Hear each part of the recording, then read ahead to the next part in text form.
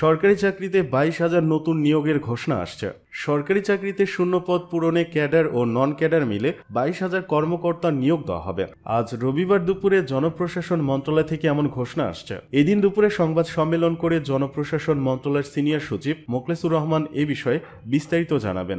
জনপ্রশাসন মন্ত্রণালয়ের এক কর্মকর্তা বিষয়টি নিশ্চিত করেছেন। তিনি জানান 22,000 নতুন নিয়োগ আসছে। এখানে সবকটি কর্মকর্তা পদ বিসিএস এর মাধ্যমে নিয়োগ হবে নাকি বিশেষ বিসিএস হবে তা দুপুরে প্রেস ব্রিফিং এ ঘোষণা দেওয়া হবে। জনপ্রশাসন মন্ত্রণালয়ের সিনিয়র সচিব মোখলেসুর রহমান প্রেস ব্রিফিং এ সিভিল সার্ভিস নিয়োগ নিয়ে কথা বলবেন। নিয়োগের ব্যাপারে তিনি বিস্তারিত সবকিছু জানাবেন বলেও জানান জনপ্রশাসনের ওই কর্মকর্তা।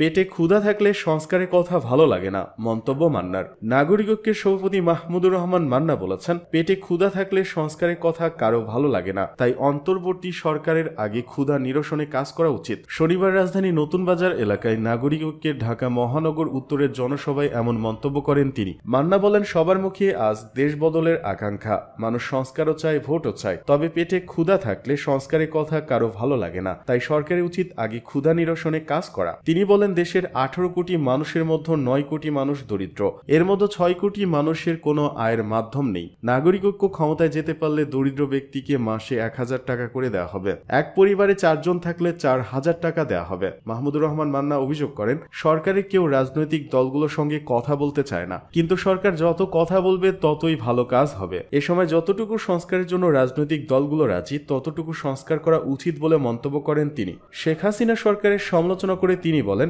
শেখ হাসিনা জনগণের কল্যাণের জন্য কাজ করেননি, তিনি ক্ষমতা ছেড়ে দেওয়ার মানুষ ছিলেন না। যখন মানুষকে গুলি করে আন্দোলন দমানো যাবে না বলে সেনাবাহিনী জানিয়েছে, তখন যান নিয়ে পালিয়ে গেছেন শেখ হাসিনা। বিদেশিরা তাকে টাকা ধারও দেয়নি, তবে ডক্টর ইউনূসকে $8 বিলিয়ন অনুদান দিয়েছে। যে বিদেশিরা শেখ হাসিনার সময় টাকা পাঠানো বন্ধ করে দিয়েছিল, তারা ডক্টর ইউনূস আসার পরও আবারও টাকা পাঠাতে শুরু করেছে।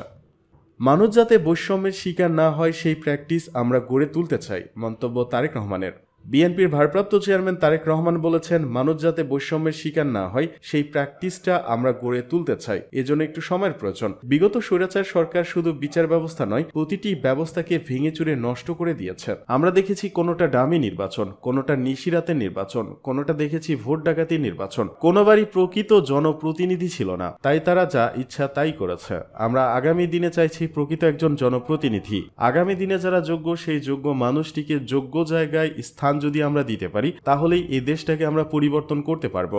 বিগত আওয়ামী স্বৈরাচারের সময় প্রায় 60 লাখ নেতাকর্মীর নামে মিথ্যা মামলা হয়েছে জানিয়ে বিএনপির ভারপ্রাপ্ত চেয়ারম্যান বলেন, নেতাকর্মীদের নামে দায়ের করা সব গায়েবী মামলা পর্যায়ক্রমে প্রত্যাহার করা হবে। বিষয়টি নিয়ে অন্তর্বর্তী সরকারের সাথে কথা বলেছেন বলেও নেতাকর্মীদের আশ্বস্ত করেন তিনি। গায়েবী মামলা প্রত্যাহারের উদ্যোগ নিয়ে চাঁপাইনবাবগঞ্জের শিবগঞ্জ উপজেলা কৃষক দলের যুগ্ম আহ্বায়ক গোলাম কবিরের এক প্রশ্নের জবাবে তারেক রহমান বলেন, বিগত স্বৈরাচারের সময় আমাদের প্রায় 60 লাখ নেতাকর্মীর নামে মিথ্যা মামলা হয়েছে। এটি গায়েবী মামলা নামে সারা দেশে পরিচিত।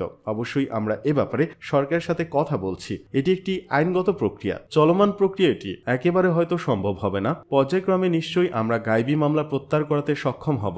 এ সময় বগুড়ার অ্যাডভোকেট মোজাম্মেল হক দলের ভারপ্রাপ্ত চেয়ারম্যানকে জানান, বর্তমানে আওয়ামী লীগের অনেক নেতাকর্মীকে আইন শৃঙ্খলা বাহিনী ধরে আনছে, কিন্তু আদালতের সাথে সাথে জামিন হচ্ছে, অথচ আগে বিএনপির নেতাকর্মীদের জামিন হয়নি এত দ্রুত। এই বিচারকদের ব্যাপারে কি সিদ্ধান্ত নেওয়া হবে? এ প্রশ্নের জবাবে তারেক রহমান বলেন, আমাদের সাথে ওদের পার্থক্যটা এখানেই। আমরা যে বৈষম্যের শিকার হয়েছি সেটিকে আমরা ভাঙতে চাই। রাষ্ট্র ক্ষমতায় গেলে সব তথ্য নাগরিকদের জন্য উন্মুক্ত থাকবে কিনা এমন প্রশ্নের জবাবে তারেক রহমান বলেন, এখানে একটি বিষয় আছে, রাষ্ট্রীয় নিরাপত্তায় কিছু বিষয় থাকে, এ বিষয়ে যেগুলোকে স্বাভাবিক নিরাপত্তার নজরে দেখতে হবে। সব ডিসক্লোজ করা সব সময় বোধ হয় করা যায় না, সম্ভব না। এর বাইরে যেগুলো থাকবে সেগুলো অবশ্যই স্বচ্ছ থাকবে, যে কেউ দেখতে পারবে। এই সিস্টেমটা আমাদের গড়ে তুলতে হবে।